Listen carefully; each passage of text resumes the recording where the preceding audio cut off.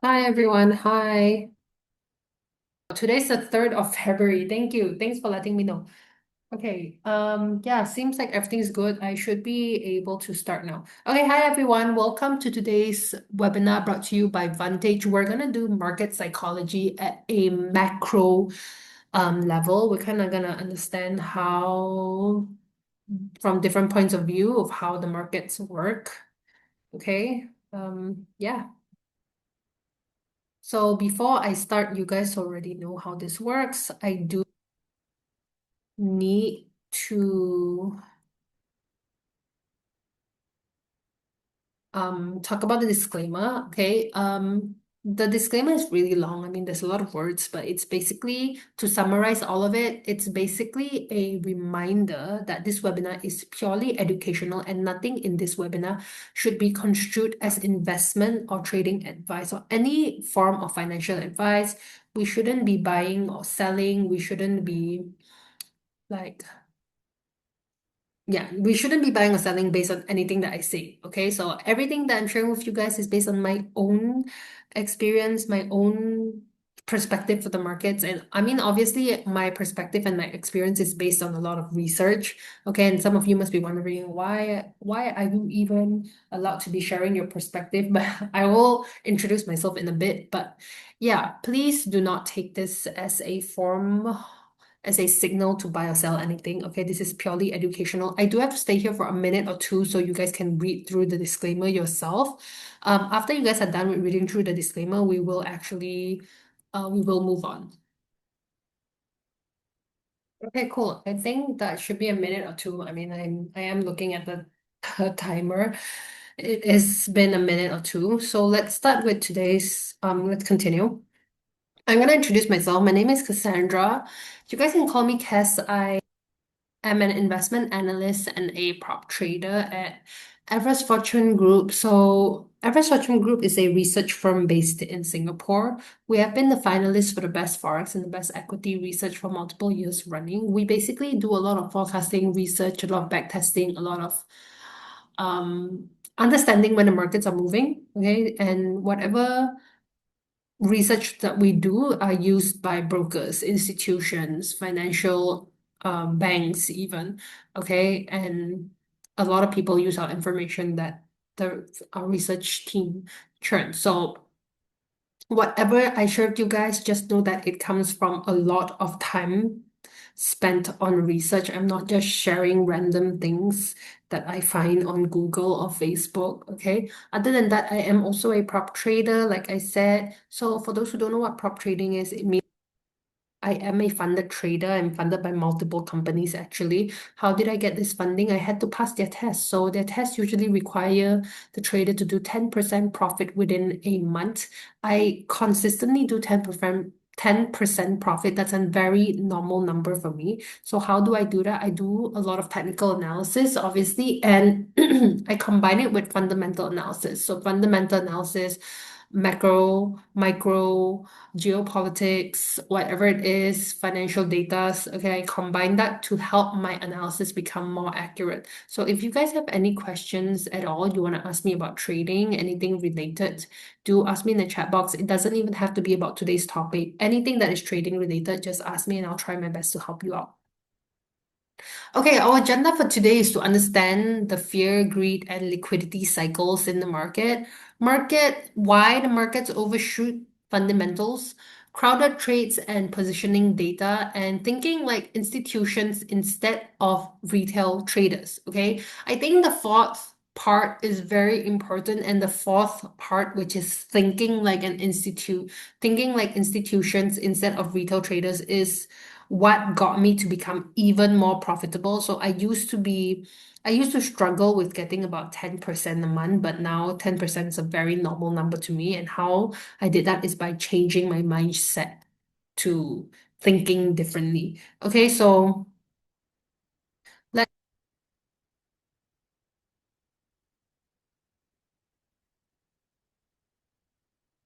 yeah, so let's start with fear, greed as macro forces and not emotions. Okay, so when people talk about fear and greed in the market, they usually talk about it as a at a very personal level. Okay, they talk about how they feel when the prices go against them, how excited they feel when the markets are rallying. But at the macro level, fear and greed are not emotions in the psychological sense. They are systemic forces. At scale, fear and greed show up as capital behavior. They show up in how aggressive money is deployed, how quickly risk is reduced, and how willing institutions are to provide or withdraw liquidity. And this is an important distinction because markets are not moved by individual feelings. Okay, they are moved by aggregated decisions made by very large pools of capital. When markets are in a greed dominant phase, what that really means is that investors collectively believe risk is rewarded. They believe downside is limited, volatility is manageable, and liquidity will be available if something goes wrong. Okay, that belief encourages leverage, encourages duration risk, and encourages crowded positioning. Price action becomes smooth, trends persist, and pullbacks feel shallow. So fear, on the other hand, is not panic by default. At the macro level, fear usually starts as risk sensitivity.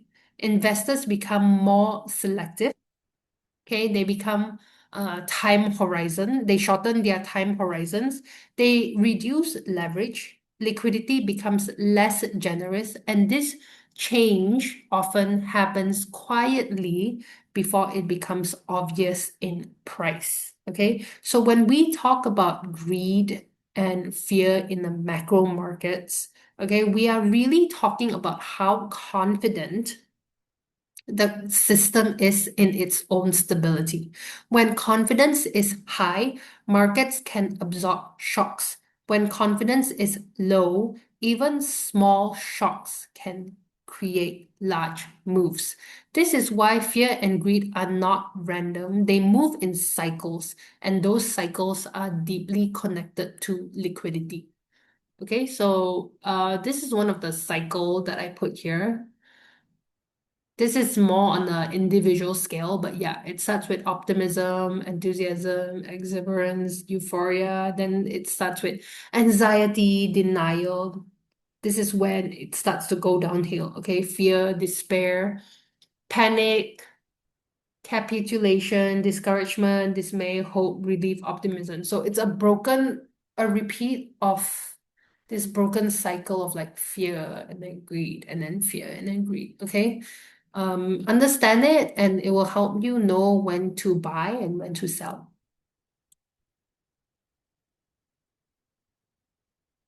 Okay, so if fear and greed are the behavior, the liquidity is the fuel that allows that behavior to express itself. Markets do not become greedy in a vacuum. They become greedy when liquidity is abundant, predictable, and cheap. Liquidity comes from many sources, but at the macro level, central bank policy plays a dominant role. When interest rates are low, balance sheets are expanding, and financial conditions are loose, the cost of holding risk is low. Okay, in that environment, fear feels unnecessary. Okay, even bad news gets absorbed quickly because there is confidence that liquidity will smooth things over. This is why prolonged periods of easy liquidity often lead to risk taking that looks excessive in hindsight. It's not because participants suddenly become irrational. It's because the the penalty for being wrong feels small. Okay, losses can be refinanced, positions can be rolled, drawdowns feel temporary. But liquidity is not constant. When central banks tighten, when balance sheets shrink, or when financial conditions deteriorate, the system becomes less forgiving. The same positioning that felt safe under abundant liquidity suddenly feels fragile. And this is where fear emerges very quickly. What's important to understand is that fear often rises before the data collapses. It rises when liquidity starts to disappear, when funding costs rise, when volatility increases, and when market depth thins out, participants become more defensive, even if the economic data still looks okay. So liquidity doesn't just support prices, it shapes psychology. It determines whether markets respond to information calmly or violently. Okay, so it is important to follow. Sorry, just give me a sec. I'm just checking to see if there are messages on the Vantage app. Okay, I'm surprised that today the chat isn't moving like crazy. Just a reminder for those who are on Vantage app, this chat is usually moving like crazy. So sometimes if you ask me a question or you're trying to reach out or talk to me, I miss your message. I don't do it on purpose. It's because we are all looking at the same chat and you can see how much spam there is there. Okay. Okay, so let's move on to how fear greed cycles create market regimes. When you combine fear, greed, and liquidity, what you get are market regimes. They are periods where markets behave in relatively consistent way, not because fundamentals stopped mattering, but because psychology and liquidity dominate how fundamentals are interpreted. Okay, in greed dominant regimes, markets tend to oversimplify. Okay, good news is amplified, bad news is ignored. I will explain this in a bit why I chose to put this photo here. Okay. Bad news is ignored and valuations stretched. This is when trends feel easy to trade, correlations tighten, and buy the dip becomes a reflex rather than a strategy. Importantly, this phase can last much longer than people expect because liquidity supports it. In fear-dominated regimes, the opposite happens. Markets become hypersensitive, data surprises matter more, positioning unwinds faster, correlations break down, moves become sharper and less forgiving. Fundamentals still matter, but they matter through a lens of capital preservation rather than return maximization. For macro traders, the most important moments are not the peaks of fear and greed. They are the transitions between regime. That is where markets overshoots, narratives flip, and price moves accelerate beyond what fundamentals alone would justify. Understanding fear and greed as macro cycles help you stop asking the market, like, is the market being rational right now or not, okay, what you should really be asking is what regime are we in? Where are we right now? Because once you know the regime, price action makes a lot of sense, okay? And that sets up perfectly, okay, for our next part of the webinar, why markets so often overshoots fundamentals even when everyone agrees on the data. Okay, so why I chose to put this risk on, risk off photo is because I personally don't believe in staying out of the market uh, too much. Okay, so there is the idea that when fear is around, okay, you get out of the market and then you just stay out of the market. I mean, you can do that as well. I'm okay, sorry, let me rephrase what I just said. It's not that I don't believe in staying out of the market. What I'm trying to say is that you can save the market, but I feel like there is no need to. There's always options to still be in the market. Staying out of the market is one option, but there's also options to stay in the market by moving your assets from risk on to risk off or risk off to risk on. Okay, so when there is fear in the market, You just move all your assets to risk off. So you just move all your assets to risk off asset like gold, for example. Okay, gold is a very good example for that. Okay, and then when there is greed in the market, you can just turn on, go back to risk on and go into your, cryptocurrency, um,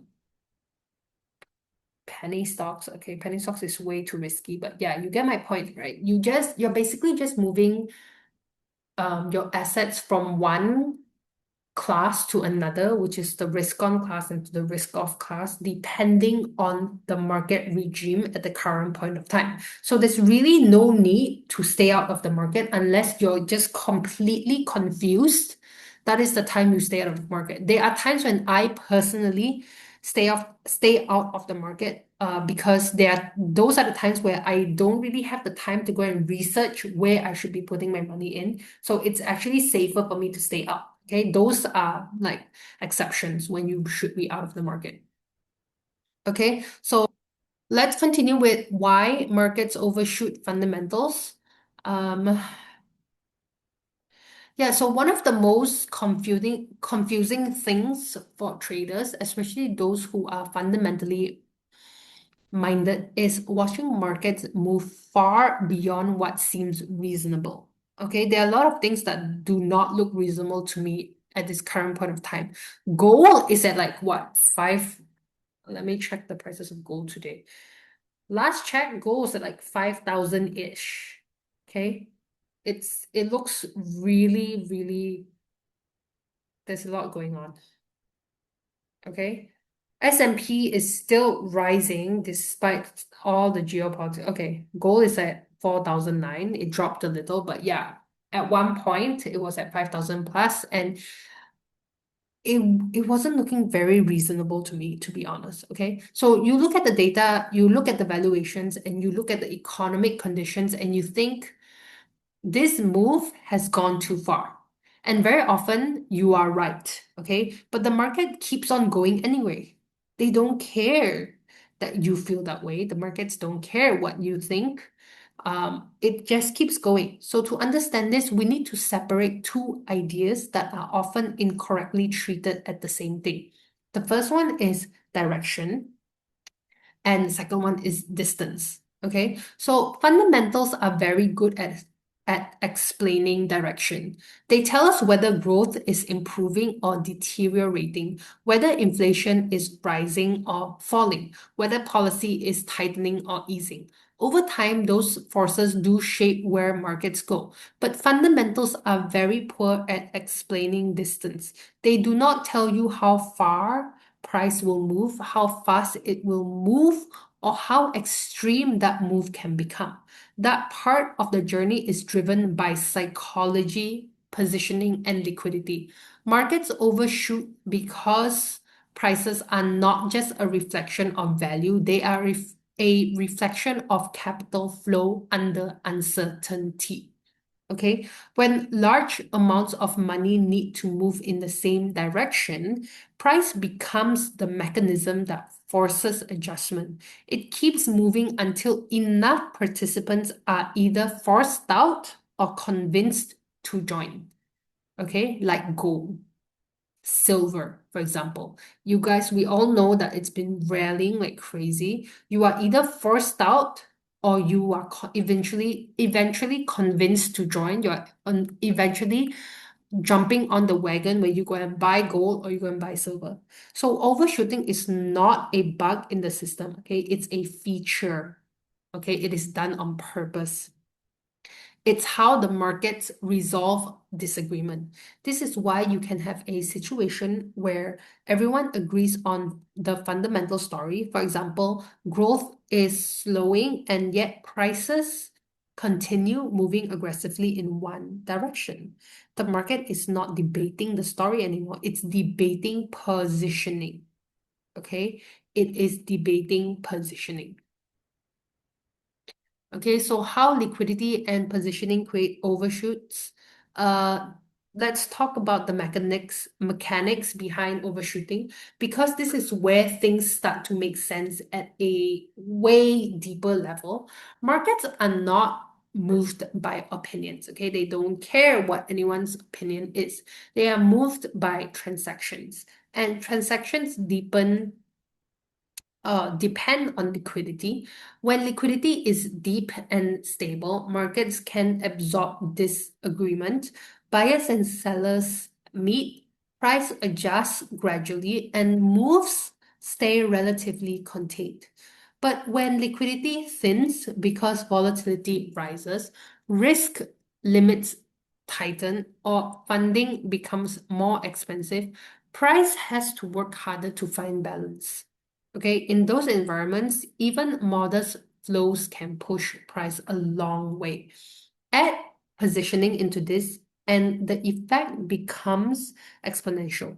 So when many participants are positioned the same way, price no longer reflects valuation, it reflects stress.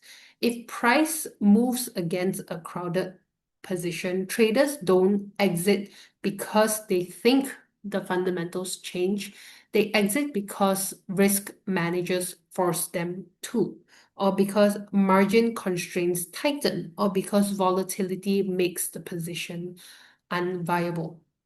This is why overshoots often feel violent. They are not driven by new information, they are driven by forced behavior.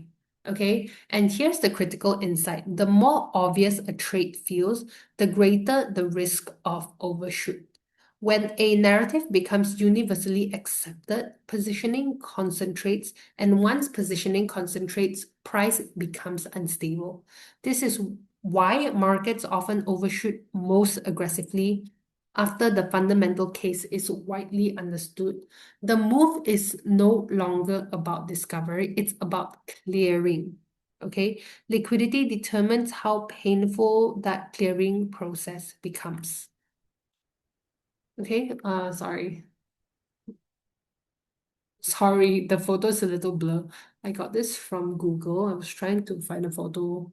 I mean, it's pretty much same as the first photo, but yeah, from the last slide, but yeah, you get my point. Okay, so the final piece of overshooting puzzle is understanding when and why market finally stop. Markets do not stop overshooting because price reaches a fair value. They stop overshooting when pressure is relieved.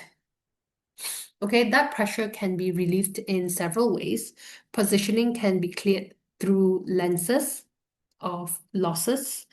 Volatility can spike high enough that risk is reduced everywhere, or time can pass long enough that narratives lose emotional power and capital finds new opportunities.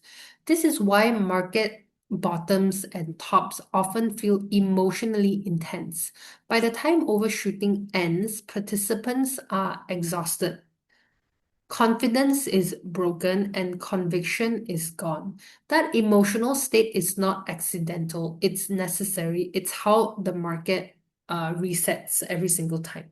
Okay, so for a macro perspective, this is incredibly important. It means that being right on fundamentals too early can be financially uh what's the word? Okay, indistinguishable from being wrong.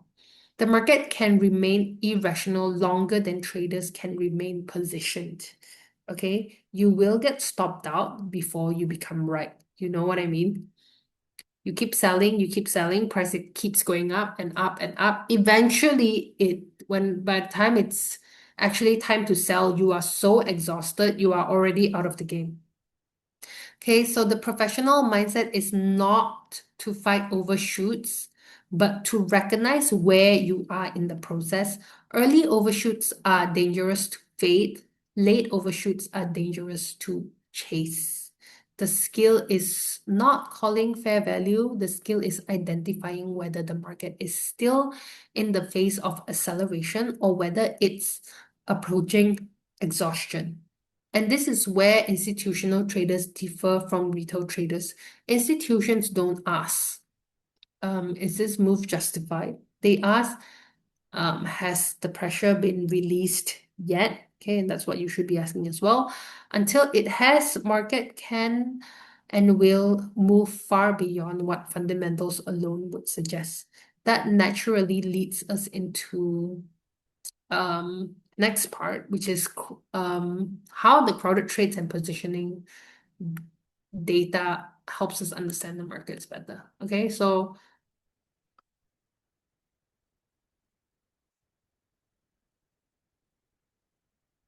okay, what a crowded trade really is, let's understand that. When traders hear the phrase crowded trade, they often assume it simply means a trade that has gone up a lot, or a trade that everyone is talking about, or a trade that everyone is in. Okay, that's not quite accurate. A crowded trade is not defined by price action or popularity. It is defined by concentration of positioning.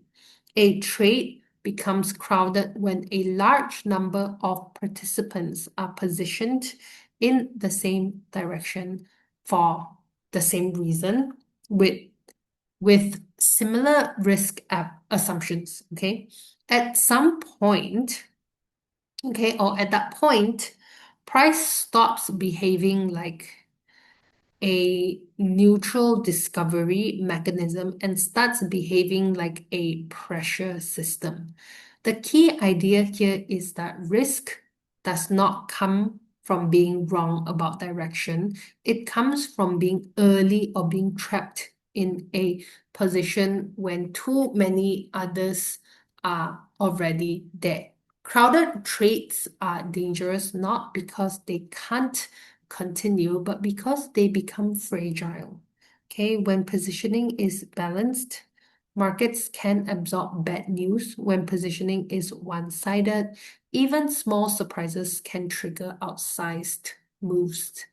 Okay, this is why markets often fall fastest from their strongest points. When optimism is widespread and positioning is heavy, there are very few incremental buyers left. The markets become dependent on nothing going wrong, and that is never a stable condition. Okay, so when we talk about crowded trades, we are not making a value judgment, we are making a risk assessment. Like, how much pain would it take for this trade to unwind is some of the questions that traders do ask, okay, during that period. Okay, so how positioning data reveals market vulnerability. Let's talk about positioning data itself, okay? Because it is one of the few ways traders can actually see market psychology rather than guess it. Positioning data does not tell you what people think. It tells you what people have done, and that distinction is critical. Opinions are cheap, positions are expensive. Okay, let that be another reminder.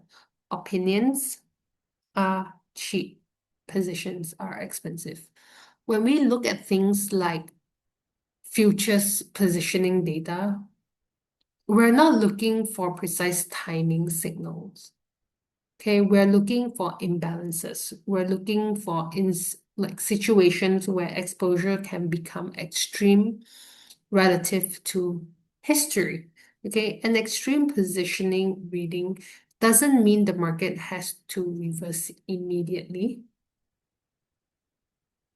Okay, in fact, some of the strongest trends occur when positioning is already heavy. What it does mean is that the margin for error is shrinking.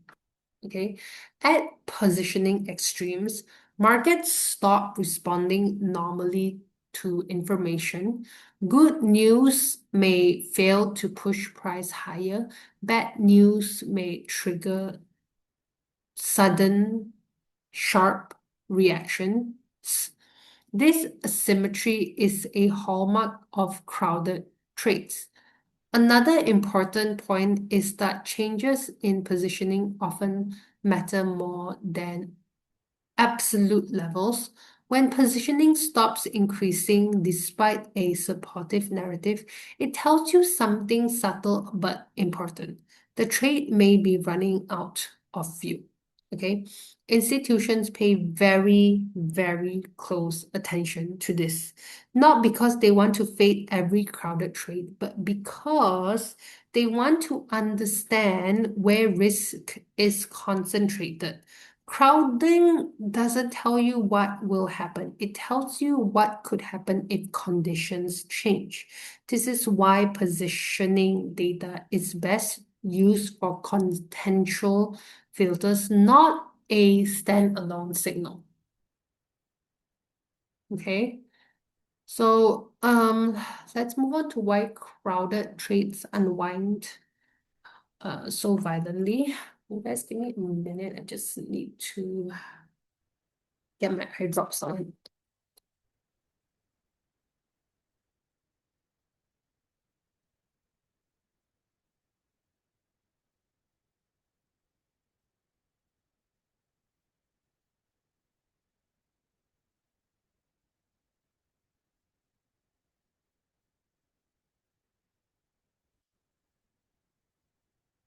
Okay, sorry about that. Okay, thanks for the minute. Um, well, yeah, so I've been staring at this screen for so long. My eyes are hurting. Okay, so one of the most unsettling things about crowded trades is not that they eventually unwind, it's how they unwind. So crowded trades rarely unwind in an orderly way, I'm sure you guys know. They unwind through speed and surprise. And the reason for that is simple. Okay, when too many participants are positioned the same way, there is no natural counterparty when things go wrong.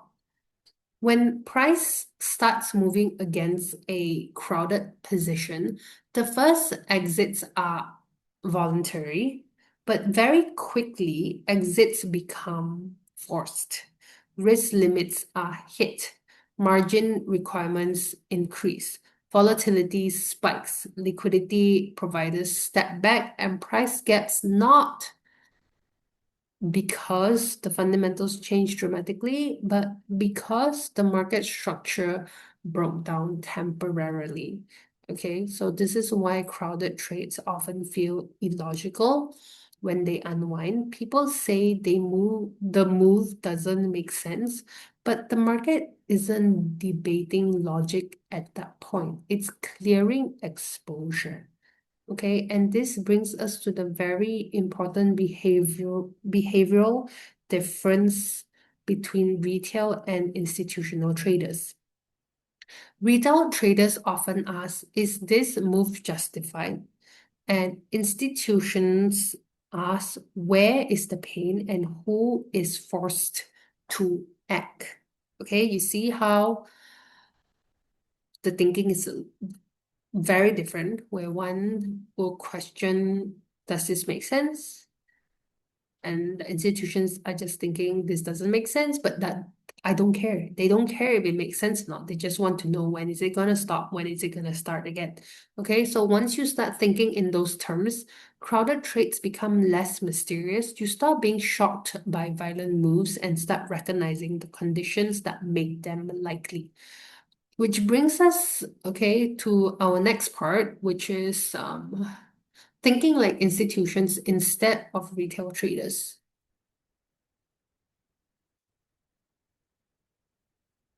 Okay, so institutions don't think in trades, they think in risk. Okay, remember that. Institutions don't think in trade, they think in risk.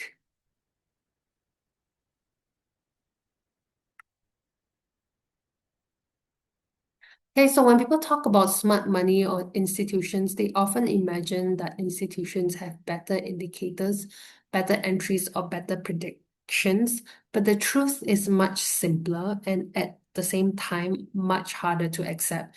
Institutions don't win because they predict better, they win because they think differently about risk.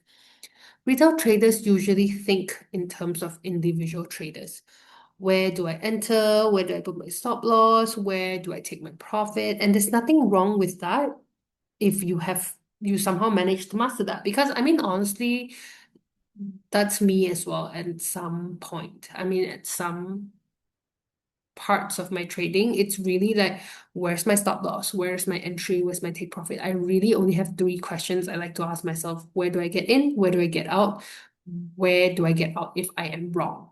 Okay. Okay, again, nothing wrong with that. It's a natural way to approach the markets when you're responsible for only your own account. Okay, institutions, on the other hand, okay, however, rarely think that way because they don't wake up asking, is this a buy or a sell? They wake up asking, what risk do we currently have on the books and what risk are we being paid to take? Okay, for institutions, the primary objective is not to be right. It is to stay solvent, stay flexible, and stay relevant across cycles. They assume they will be wrong sometimes. They assume markets will behave in unexpected ways. So their entire framework is built around managing uncertainty, not eliminating it.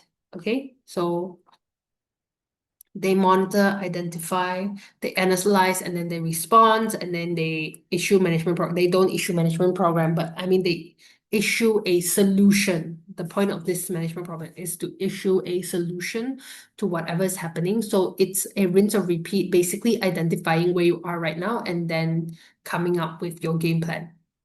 Okay, so this is why institutions can sit through drawdowns that would emotionally break a retail trader.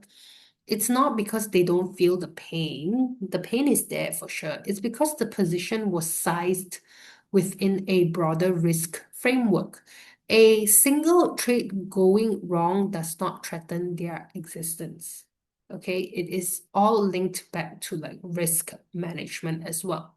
Okay, you guys have probably not followed my trades before, but I always have a rule that I'm only going to do 101% per trade. So in the event I have $100,000 account and I'm only risking 1% per trade, I'm only risking $1,000 account.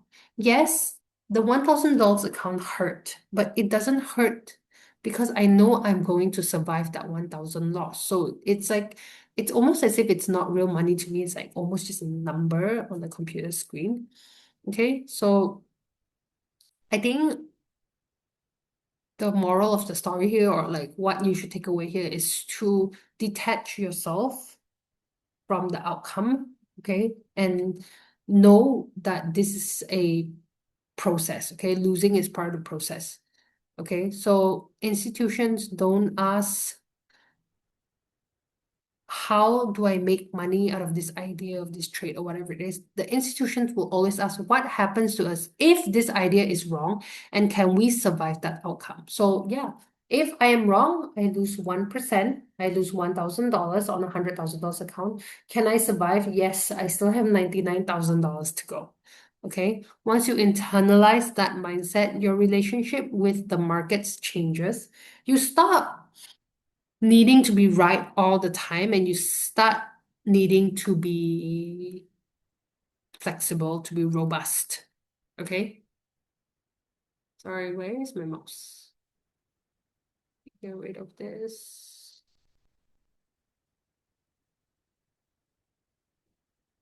Okay, let's move on to institutions link in cycle and not setups. Um, Another major difference between institutional and retail traders is time horizon. Retail traders are often trained to look for setups.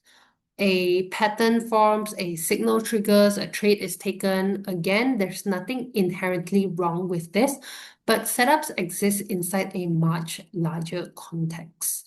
Institutions are obsessed with cycles, growth cycles, inflation cycles, liquidity cycles, policy cycles. They are constantly asking where we are in the broader regime because that determines which kinds of trades are even worth attempting.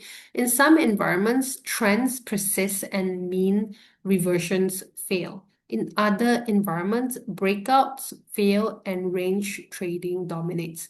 These are not technicals mysteries, they are regime outcomes. Institutions don't fight regimes, they adapt to them. When liquidity is abundant and volatility is low, they are willing to hold risk for longer. When liquidity tightens and volatility rises, they reduce exposure, shorten horizon, and become more selective. Okay, this is why institutional traders often appear inactive to retail observers. They are not always trading, they are often waiting. Okay, waiting for conditions to align, waiting for pressure to build, waiting for asymmetries to emerge. Patience is not a personality trait at the institutional level. It is a risk management strategy. Capital that is not deployed is not at risk, and that optionality is valuable. So when retail traders ask, why am I missing moves? The institutional answers is often because this was not the right environment for us. This was not the right move to take. I don't have to take every single move. Missing a move is not failure if the environment was hostile. Taking risks in the wrong regime is. Okay, this is why institutions don't chase price. They let price come to them or they let it go. Okay, there's no chasing. It's just a lot of waiting, a lot of patience. Okay, so let's go on to the very last part of this webinar, and then we can move to a Q&A session. Again, if you guys have any questions, do not be shy. Just ask me in the chat box, whether you're on Zoom, whether you're on Vantage app. I am just trying to see if there are any questions on Vantage app. Every time I scroll up, a new message appears and then brings me back down to the bottom. Okay, you guys, we all see the Vantage app chat moving, right? It is available for everyone to see. There's a lot of spam going on from different people. That's why I'm missing your message. Okay, but yeah, for those who are on Zoom, you would be able to easily, there's 5,000 people on Vantage app. That is crazy. Okay, you guys should be able to ask me questions easily. There's only like 20 of you on the Zoom app. Okay, so the final and perhaps the most important difference between institutional and retail thinking is how uncertainty is handled. Retail traders often feel pressured to predict, where will the market go? Will this break higher or lower? Is this the top or the bottom? Prediction feels like control, and control feels comforting. Institutions are far less interested in prediction. They are interested in scenarios. Instead of asking what will happen, they ask what are the plausible outcomes and how exposed are we to each one. They build positions that can survive more than one future, not positions that depend on a single outcome. This is why institutional conversations often sound boring. They talk about tail risk, stress scenarios, correlations breaking down. They assume things can go wrong, not because they are pessimistic, but because they are realistic. Okay. I've given an example of how a portfolio stress test should look like or can look like. Okay, and this is where macro psychology comes full cycle. Fear and greed drive markets because participants are constantly adjusting to uncertainty. Overshoots happen because positioning becomes one-sided. Crowded trades unwind violently because too many people depended on the same future. Institutions survive because they never depend on only one future. They prepare instead of predict. The size They size instead of hope, and they think in probabilities, not certainties. Okay. So everything is about probability, everything about is very logical. Nothing about trading is emotional to begin with, anyways. Everything about trading is logical. Actually, can you guys answer me in the chat box? Honestly, I feel like some of you can consider taking a personality test. So I know that I am very suited for trading because I have taken a personality test multiple times and throughout the years. And throughout the years, my answers always come back the same. Okay, I am 90% a thinker and 10% emotional. I am not a emotional person at all. When To give you context of how unemotional I can be, whenever I break up with a partner, I will take a piece of paper and write down the pros and the cons and what I did not lose and whatnot. Okay, so I'm very emotionally not affected in that way, and that's why I know I am for the markets because I am not easily swayed by emotions. Okay, but yeah, it's just a suggestion. Actually, you guys can go and think about doing the personality test. I think that if you are a very emotional person, you need to get it checked. As in not checked by a psychiatrist or anything. I mean checked as in get it stabilized, get your emotions in check, and before you jump into the market, because if you are emotional, you are going to end up burning yourself in this market, okay? There is no way to survive the markets if you are an emotional person. Okay, so um if there is one takeaway from this entire webinar, it is not a strategy or a signal, it's a mindset shift. Stop asking how to be right and start asking how to be less fragile. Okay, that is very important because in markets, being less fragile over time is what allows opportunity to compound. Okay, so that's all I have for you guys today. If you guys have any questions, ask me in the chat box. Otherwise, yeah. Yeah, this is Vantage's. I see a question coming in already, and let me just go through this really quickly. This is Vantage's Facebook, Instagram, X, LinkedIn, and Telegram. These are their handles. You guys can follow them on one of these platforms if you want to. There are updates and whatnot. Okay, so I've got a question already. If the markets are so driven by psychology, do fundamentals even matter anymore? Okay, that is a very good question. I can see how you would get confused with today's topic and like on a normal day. Yes, fundamentals absolutely still matter, but they don't operate in a straight line. Okay, fundamentals tend to set the direction of markets over time, while psychology determines the path price takes to get there. Okay, so in the short to medium term, fear, greed, and liquidity can completely dominate how fundamentals are interpreted. That's why markets can look disconnected from data for long periods.